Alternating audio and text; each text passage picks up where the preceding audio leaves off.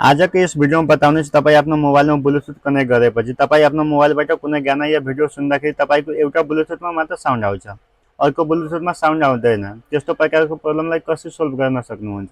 फेरि यही ब्लुटुथलाई अर्को मोबाइलबाट सुन्दाखेरि तपाईको दुवै ब्लुटुथमा चाहिँ साउन्ड आउने गर्छ। यस्तो प्रकारको प्रब्लमलाई धेरै सजिलोसँग तपाई सोल्भ गर्न सक्नुहुन्छ। मसँग अहिले Redmi को मोबाइलमा यो मोबाइलमा चाहिँ कुनै गाना या भिडियो सुन्दाखेरि मेरो चाहिँ एउटा ब्लुटुथमा मात्र साउन्ड आउँछ, अर्को ब्लुटुथमा साउन्ड आउँदैन।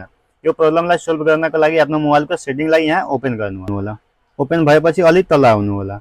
यहाँ हेर्न सक्नुहुन्छ एडिसनल सेटिङ, यहाँ क्लिक गर्नु होला। त्यसपछि एक्सेसिबिलिटी अप्सनमा क्लिक गर्नु होला। क्लिक गरेपछि यस्तो अप्सन आउँछ Redmi को मोबाइलमा, अलि यसरी स्क्रोल गर्नु होला। त्यसपछि यहाँ हेर्न सक्नुहुन्छ मोनो अडियो, यसलाई अफ गरिदिनु होला। अफ गरेपछि यहाँ हेर्न सक्नुहुन्छ लेफ्ट अनि राइट, या यसको चाहिँ बीच सेन्टरमा यसरी यो बीच सेन्टरमा तपाईलाई राख्नुपर्छ। राखेपछि तपाईको चाहिँ प्रब्लम सोल्भ हुनेछ। तपाईको मोबाइलमा मोनो अडियो आउँदैन भने यहाँबाट तपाई सर्च गर्नु होला मोनो अडियो।